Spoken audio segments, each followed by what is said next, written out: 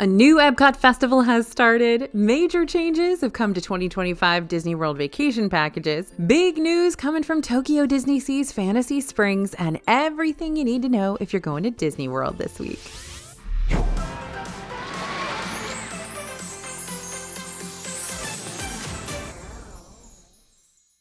Hey everybody, it's AJ for Disney Food Blog. Now, it has been a busy week for our team with lots of major news drops and our all hands on deck full coverage of the Epcot Flower and Garden Festival.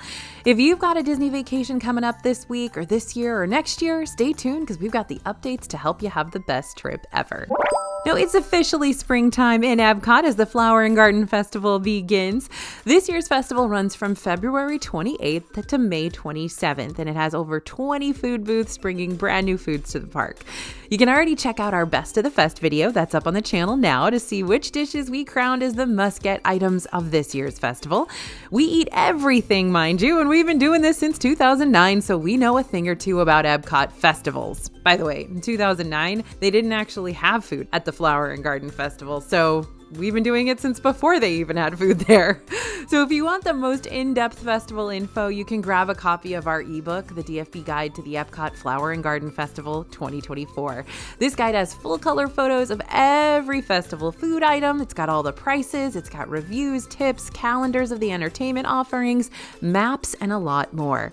There is a lot to do at this festival, and we've got all of it in one easy-to-access ebook. You can grab it at dfbstore.com, and our YouTube subscribers get an extra special discount. Use code YouTube at the checkout. Now, for all you Disneylanders, we've eaten our way around California Adventure 2 at their California Adventure Food and Wine Festival, and all the reviews from this year's festival are up on the site now. So if you've been waiting for 2025 reservations to open for Disney World, now's your chance. Disney just opened availability to start booking reservations for next year, starting January 1st through October 31st. Prices have increased in several areas, including the Disney Dining Plan and date-based tickets. For 2025, the quick service dining plan is priced at $59.14 per person per night of your stay. This is an increase of $2.13 over the 2024 price. The standard dining plan is going to cost you $97.70 per person per night. That's a price increase of $3.42. For kids, price increases are less dramatic at 87 cents for the quick service plan and $1.09 for the standard dining plan. Overall, this is a 3% increase. Now, we are seeing ticket price increases across the board for 2025 too. The cheapest tickets for 2025 are at $119, while the most expensive tickets fall at $169. In 2024, the cheapest tickets were at $109, while the most expensive were at $164. So we see an average increase of about $5 to $10. We've gathered up a list of the cheapest ticket days to visit Disney World, and we'll link that in the description below the video if you're looking for the most budget-friendly times to visit in 2025. 2025 room reservations will look a little different than they do now as well. In 2025, you'll need to cancel that reservation a full 8 days before arrival to receive a full refund. Currently, it's just 5 days in advance for those room-only reservations. After 8 days, you'll lose your deposit, which is typically one night stay. Now, vacation package cancellation dates and charges are staying the same. You must cancel 30 days prior to receive a full refund, or you'll be subject to a $200 cancellation fee. But the biggest update for 2025 is for those staying at Disney resorts, including Disney Vacation Club properties, because they're going to get a free park ticket to the water parks on their arrival day. This is only for arrival day, and the water parks have been operating with only one open at a time, but guests in 2025 will be able to visit Typhoon Lagoon or Blizzard Beach for free, and that's incentive to book that earlier flight. Now, early theme park entry, which lets all Disney Resort guests enter any park 30 minutes early, and extended evening hours, which is just for deluxe resort guests but gives you 2 extra hours in the park, will both be extended through 2025. And we'll be on the lookout for any more perks and offerings coming to Disney World in 2025. Now, if you're looking for a travel agent to help you navigate all the deals and discounts, we always recommend our friends at Small World Vacations. Their agents compare current offers to find the best deals for you, and they've literally saved their guests millions of dollars since 1996. Plus, their services are 100% free for you. This week, Disney released a ton of first looks at Tokyo Disney's major land expansion, Fantasy Springs in Tokyo DisneySea, opening June 6th. I cannot wait. I have been on those horrible virtual queues for days and days and days, and finally got a vacation package to go over there and see it, and I'm so excited. Anyway, we got a peek at the rides and the restaurants, the food, the hotel, the merch, and a whole bunch more, so let's take a look together. The new area of the park includes Tangled, Frozen, and Peter Pan individual lands. Inside Frozen Kingdom, you'll find a new ride called Anna and Elsa's Frozen Journey, which takes visitors on a boat ride through the Frozen story. Sounds very similar to the Frozen Ever After ride in Epcot, but we'll have to wait and see. Not only that, but the land will feature 2 restaurants, the Royal Banquet of Arendelle and Oaken's OK Foods. The Royal Banquet of Arendelle is a quick service restaurant that seats about 570 guests located inside the Arendelle Castle, with a menu featuring full meal sets with apps, entrees, and desserts in one package. At Oaken's OK Foods, Oaken's Yoo-Hoo bread will be the star of the show. It's a traditional Scandinavian bread featuring spiced meat and lingonberry jam. Over in the Tangled section, called Rapunzel's Forest, guests are going to be able to experience Rapunzel's Lantern Festival, the very first Rapunzel attraction in any Disney park. On the ride, guests will encounter Rapunzel and the legendary thief Flynn Rider and see their love blossom at the Lantern Festival. We're especially excited about a real-life Snuggly Duckling restaurant, though. This is going to be a counter service spot serving the Duckling's Dream Cheeseburger and a lemon strawberry tart served in a frying pan. It looks really good, right? So Peter Pan's Neverland will be home to 2 attractions and a counter service restaurant.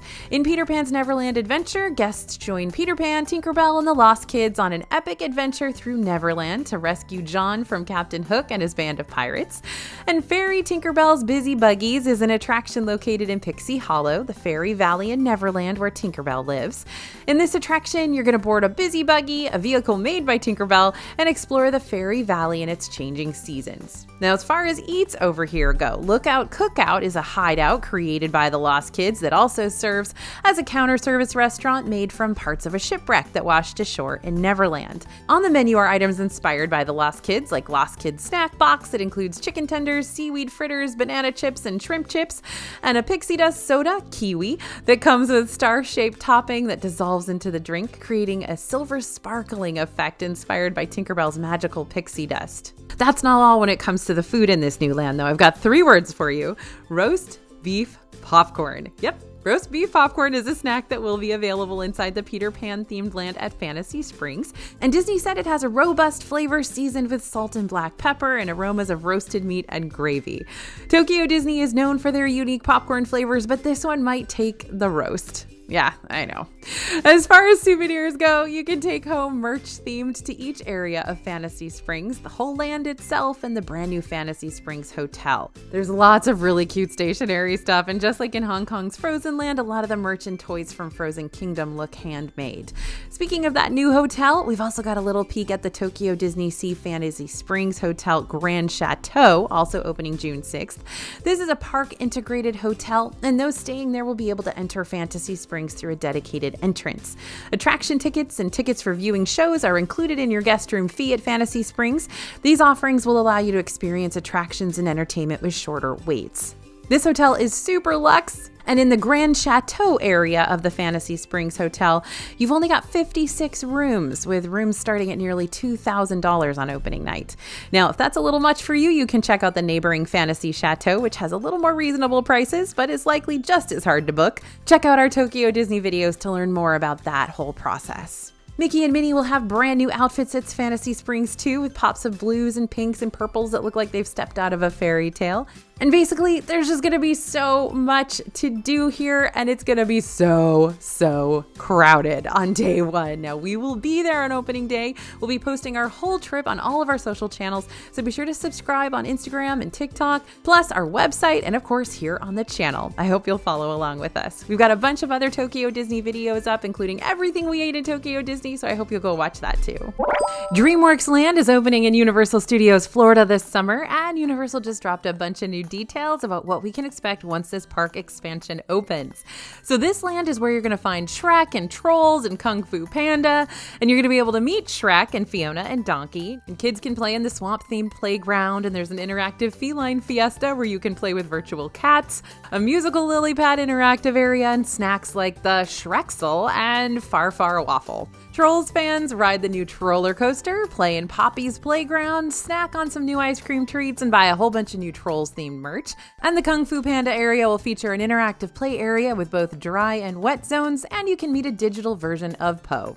There's also a new show inside the brand new DreamWorks theater, DreamWorks Imagination Celebration, and there will be more character meet and greets with even more DreamWorks characters outside of the main franchises of the new land.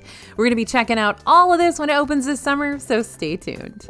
Now, Disney just got some new buses, and this is actually exciting. A cast member told us that there are about 40 of these on the road right now as of about a month ago, and I heard from another follower that there may be 90 on the way. So this new modular seating in the bus can accommodate 3 ECVs or wheelchairs. Previously, it was only 2, meaning these buses are now more accessible for a greater number of people. The buses have charging ports everywhere, including on folding seats, and they're also designed to accommodate more people standing. Not ideal, but we've all been there.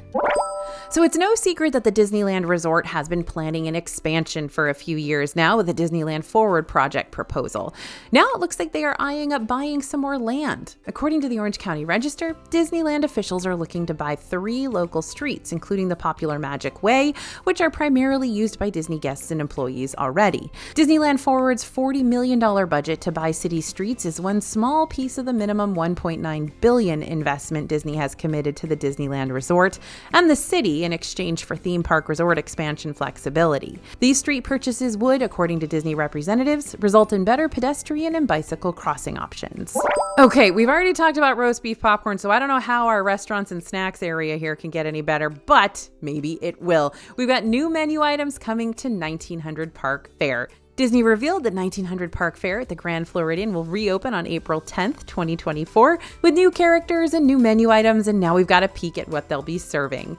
Aladdin, Cinderella, Mirabelle, and Tiana will all be bringing something to the table, like Eggs Benedict and Tiana's Gumbo, alongside some buffet classics like Mickey Waffles and savory dinner options like chicken, pizza, and mac and cheese, and that classic strawberry soup. The theme of the revamped restaurant seems to be wishes, and there are 2 new photos showcasing drinks and cupcakes with stars on the Disney website. Reservations open March 5th, and this will certainly be a popular character meal, so get booking if you'd like to dine here. So crowds are out in full force at Disney World this week, so here's what you need to know. With the opening of Epcot's Flower and Garden Festival coinciding with school's spring break periods, expect those crowds and wait times to continue to build up to and through Easter weekend at the end of the month. If it works with your plans, we'd recommend avoiding Epcot on the weekends during the festival, as that's when most locals are going to come over, especially this opening weekend. Weather-wise, things are heating up in Orlando, with several days hitting into the 80s this coming week, though you may still want a jacket for chillier evenings or cold restaurants. As always, keep an eye on those rain forecasts. This can often change hour to hour, as Florida rainstorms are tough to predict. We like using AccuWeather's MinuteCast to see if we need to duck inside for a bit. Genie Plus prices are sitting around $25 for the Magic Kingdom and multiple park option. That may increase over the weekend. If that price goes up, you know crowds will be higher that day. Rocket Roller Coaster, Country Bear Jamboree, and Kali River Rapids are all still closed, but if you're headed to Disney mid-month, Kali will reopen on the 15th. Soarin' in Epcot has reverted back to its modern form of Soarin' Around the World, though you can see a cute Flower and Garden Festival overlay in the neighboring Living with the Land, which is decked out with a Winnie the Pooh themed picnic and some other festival-centric displays. If you want more news sent to your inbox daily, sign up for our totally free newsletter. It's going to help you beat the FOMO on your upcoming trip, because you'll be in the know about everything going on in the parks. That link to sign up is right in the description. Now, if you have a Disney Visa card and plan on using that for your Savi's workshop experience in Galaxy's Edge, you can get 10% off the experience. This immersive, create-your-own lightsaber experience is pretty pricey at $250, so that discount is definitely going to make a difference. So that is the news for this week, y'all. A lot of stuff happened this week, and it was so exciting. So thanks for listening, and thanks for watching. Don't forget to sign up for that newsletter. It's really, really helpful. As always, this is AJ for Disney Food Blog, and we'll see you real soon.